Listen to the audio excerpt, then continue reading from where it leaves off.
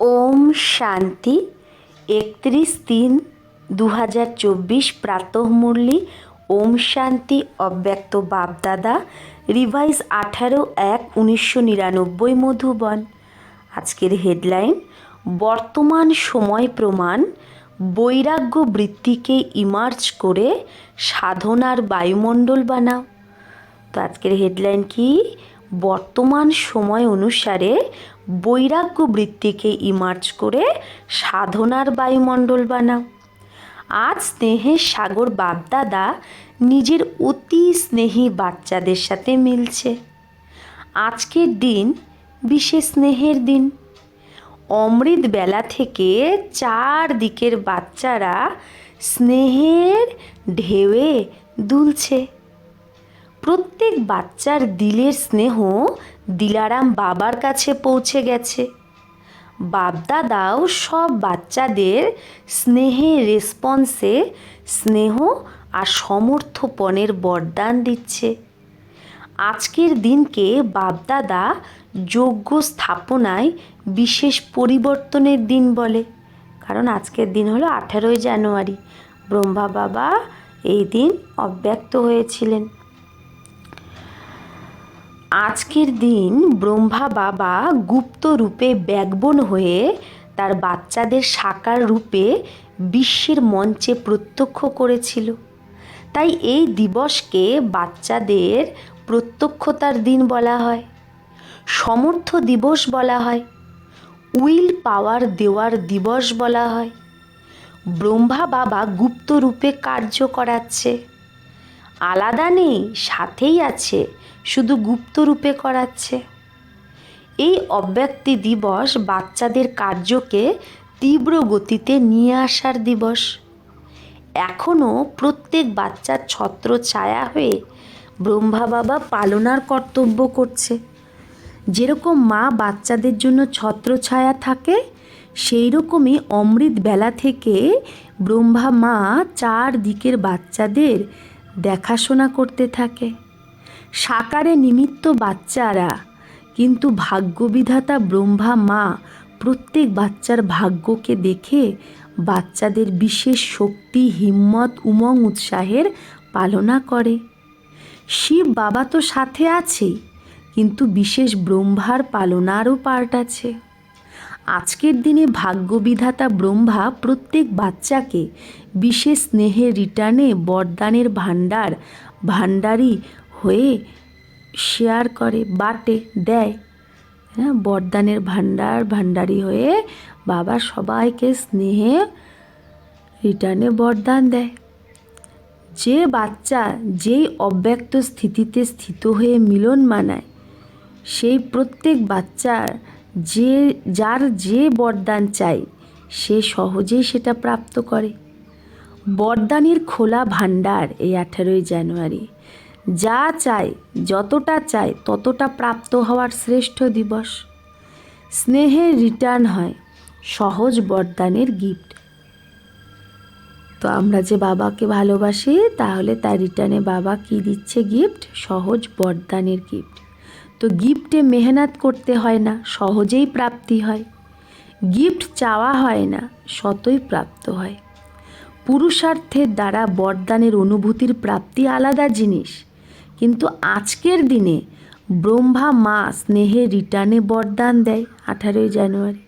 তো আজকের দিন সবাই সহজ বরদান প্রাপ্ত হওয়ার অনুভূতি করেছ?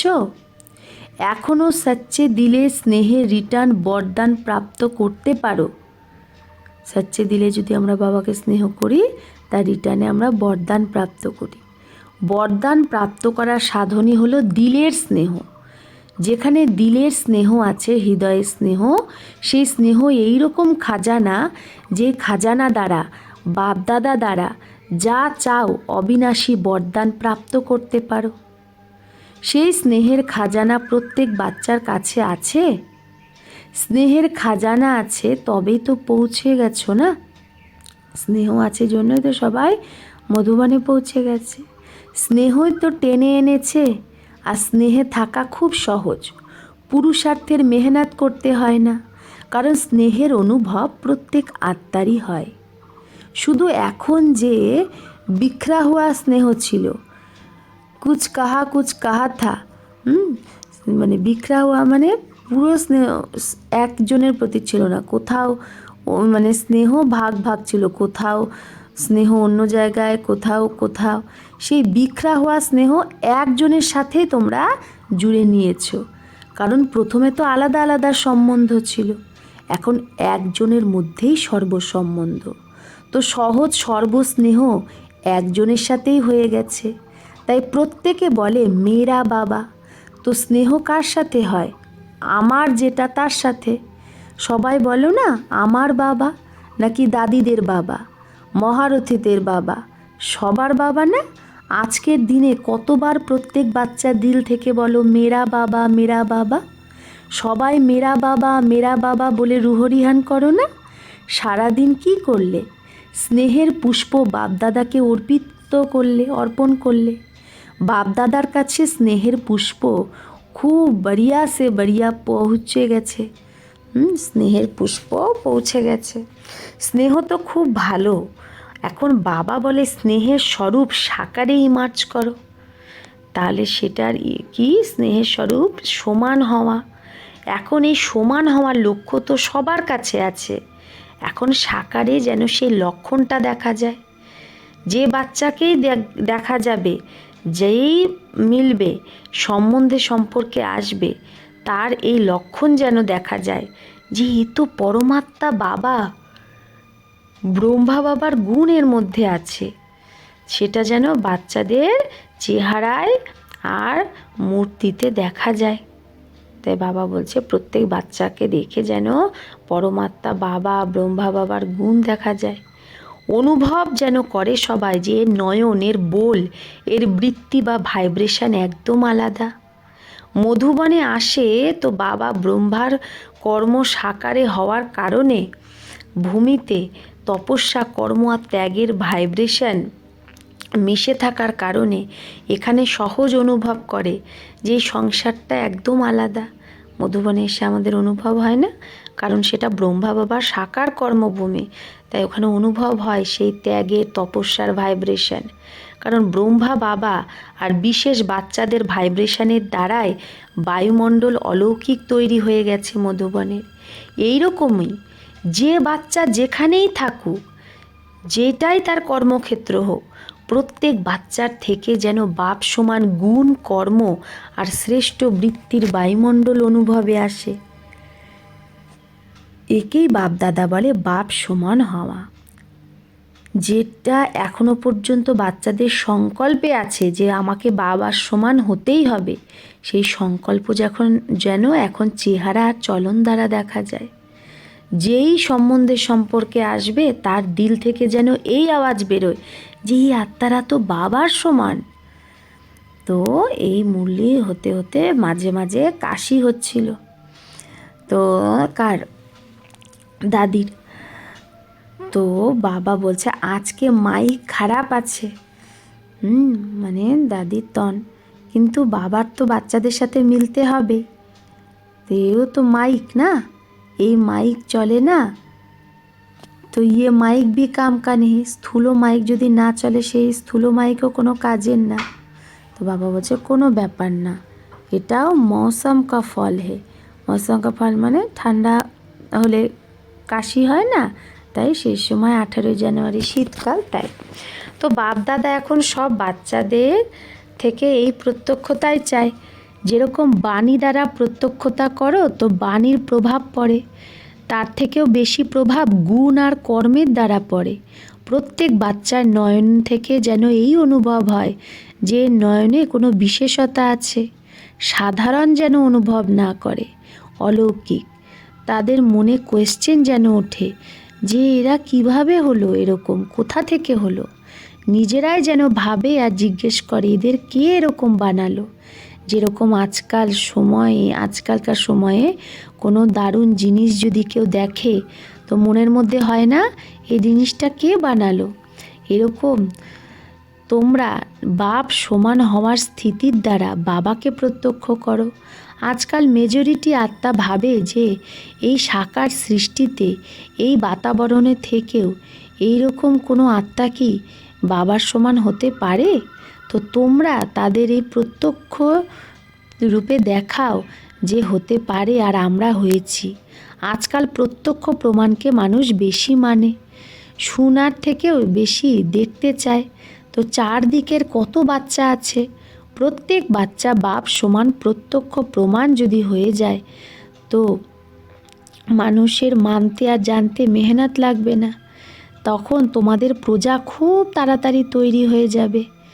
মেহনত সময় কম, আর প্রত্যক্ষ প্রমাণ অনুভব করতে যেরকম প্রজার স্ট্যাম্প লাগতা জায়গা, তাই না? মেহনত আর সময় কম লাগবে, আর প্রত্যক্ষ প্রমাণ অনুভব করলে প্রজার স্ট্যাম্প লেগে যাবে, মানে প্রজা তৈরি হতে থাকবে তাড়াতাড়ি।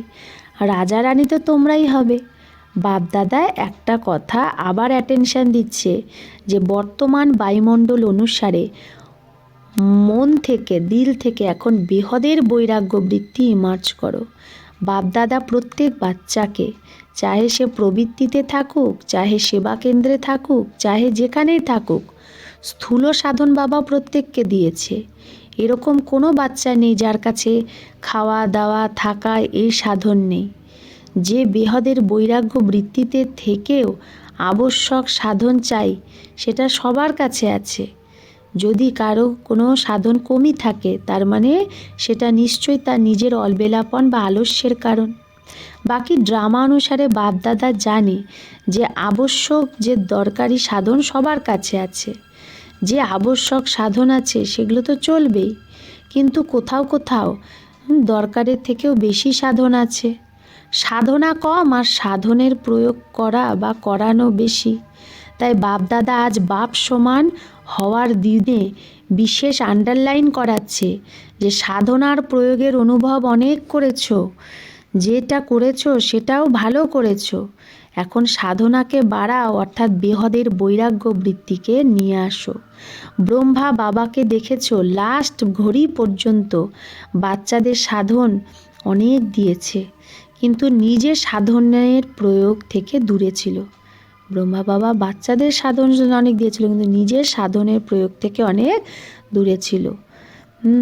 তো বাবা বলছে যে সাধন থেকেও তার থেকে দূরে থাকা, এটাকেই বলে বেহদের বৈরাগ্য। কিন্তু সাধন নেই আর বলবে আমার তো বৈরাগ্য, আমি তো বৈরাগী, সেটা কি করে হবে? সাধন থাকবে কিন্তু সেখান থেকে বৈরাগ্য, এটাকে বলে বেহদের বৈরাগ্য। আর নেই সেটা তো একদমই আলাদা, সাধনই নেই, তাহলে কি করে বৈরাগ্য হবে? সব কিছু থেকেও নলেজ আর বিশ্ব কল্যাণের ভাবনার দ্বারা, বাবাকে নিজেকে প্রত্যক্ষ করার ভাবনার দ্বারা এখন সাধনের বদলে বেহদের বৈরাগ্য বৃত্তি হোক। যেরকম স্থাপনার আদিতে সাধন কম ছিল না, কিন্তু বেহদের বৈরাগ্য বৃত্তির ভাট্টিতে সবাই পড়েছিল। এই 14 বছরের যে তপস্যা করেছিল, এই বেহদের বৈরাগ্য বৃত্তির বায়ুমণ্ডল ছিল সেটা। বাপদাদা এখন সাধন অনেক দিয়েছে, সাধনের এখন কোনো কমি নেই, কিন্তু সাধন থেকেও যেন বেহদের বৈরাগ্য বৃত্তি হয়। বিশ্বের আত্মাদের কল্যাণের প্রতিও এই সময় এই বিধির দরকার আছে, কারণ চারদিকে ইচ্ছা বেড়ে গেছে। ইচ্ছার বশে আত্মারা পরেশান হয়ে গেছে। চাহে পদমপতিও যদি কেউ হয়, কিন্তু ইচ্ছার বশে সেও পরেশান। বায়ুমণ্ডলে আত্মাদের পরেশানির বিশেষ কারণ এই হদের ইচ্ছা। এখন বাবা তার বেহদের বৈরাগ্য বৃত্তি দ্বারা এই আত্মাদের মধ্যেও বাবা বলছে কি, যে তুমি নিজের বেহদের বৈরাগ্য বৃত্তি দ্বারা সেই আত্মাদের মধ্যেও বৈরাগ্য বৃত্তি সৃষ্টি করো। তোমার বৈরাগ্য বৃত্তির বায়ুমণ্ডল ছাড়া আত্মারা সুখী শান্ত হতে পারবে না, পরেশানি থেকে ছুটতে পারবে না। তোমরা হলে বৃক্ষের মূল। ব্রাহ্মণদের স্থান বৃক্ষে কোথায় দেখায়? মূলে দেখায় না? তো তোমরা হলে ফাউন্ডেশন, তোমাদের প্রভাবই বিশ্বে ছড়াবে। তাই বাপদাদা বিশ্বের সাকারে ব্রহ্মা বাবা সমান হওয়ার বিধি, বৈরাগ্য বৃত্তির দিকে বিশেষ অ্যাটেনশন দেওয়াচ্ছে। প্রত্যেকে অনুভব যেন করে যে এরা সাধনের বশে নেই, সাধনায় আছে, থেকেও বৈরাগ্য বৃত্তি যেন হয়। আবশ্যক যে সাধন, দরকারি সাধন, সেটা ইউজ করো, কিন্তু যতটা পারো ততটা দিল থেকে বৈরাগ্য বৃত্তির দ্বারা সাধনের বশীভূত হয়ে তুমি হয়ে থেকো না, বৈরাগ্য বৃত্তি দ্বারা সেটাকে ইউজ করো। এখন সাধনার বায়ুমণ্ডল চারদিকে বানাও। সময় নিকটে আসছে, এখন সত্যিকারের তপস্যা বা সাধনাই হলো বেহদের বৈরাগ্য। সেবার বিস্তার এই বছরে অনেক করেছো, এই বছর চারদিকের বড় বড় প্রোগ্রাম করেছো, আর সেবাতে সহযোগী আত্মা অনেক হয়েছে, নিকটে এসেছে, সম্পর্কে এসেছে। কিন্তু শুধু কি সহযোগী বানালে হবে? এখনো পর্যন্ত ইহা তাক রাখনা হে ক্যা? শুধু সহযোগী হলেই কি হবে? সহযোগী আত্মা ভালো ভালো আছে, এখন সেই সহযোগী কোয়ালিটি আত্মাদের আরও নিকট সম্বন্ধে নিয়ে এসো, অনুভব করাও, যার দ্বারা সহযোগীর থেকে সহযোগী হয়ে যাক। তার জন্য এক তো সাধনার বায়ুমণ্ডল, আর দ্বিতীয় বেহদের বৈরাগ্য বৃত্তির বায়ুমণ্ডল যেন হয়, এর দ্বারা সহযোগী হয়ে যাবে, তাই না? সহযোগীও কী হয়ে যাবে? সহযোগী।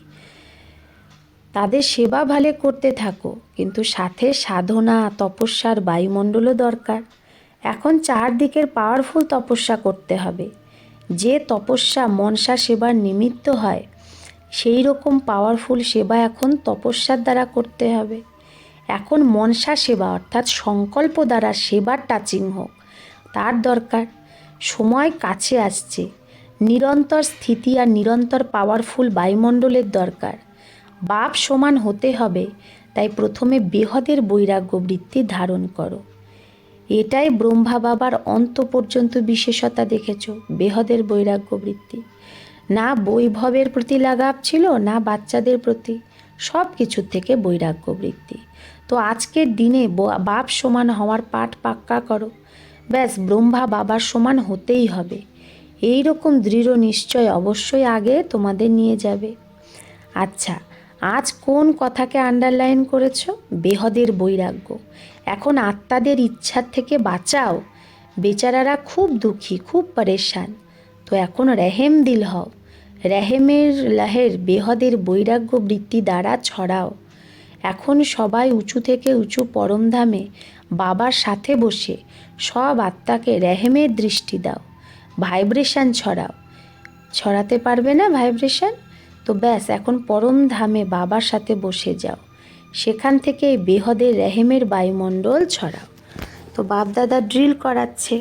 अच्छा, चारों ओर के सर्व अति स्नेही बच्चों को, सर्व चारों ओर के साधना करने वाले श्रेष्ठ आत्माओं को, बाप दादा को सारे दिन में बहुत प्यारे प्यारे मीठे मीठे दिल के गीत सुनाने वाले, रूह-रिहान करने वाले, शक्तियों के गुणों के वरदान से झोली भरने वाले, बाप दादा को सबके गीत, खुशी के गीत, स्नेह के गीत, रूहानी नशे के गीत, मीठी मीठी बातें बहुत बहुत दिल को लुभाने वाली सुनाई दी, और बाप दादा भी सुनने और मिलने में लवलीन थे। तो ऐसे दिल के सच्चे, दिल के आवाज़ सुनाने वाले बच्चे महान हैं और सदा महान रहेंगे। ऐसे मीठे मीठे बच्चे सदा बेहद के वैराग्य वृत्ति को अपनाने वाले दृढ़ निश्चय बुद्धि बच्चों को बाप दादा एक के बदले पदम गुना रिटर्न स्नेह दे रहे हैं। दिलाराम के दिल पर रहने वाले सभी बच्चों को बहुत बहुत याद, प्यार और नमस्ते।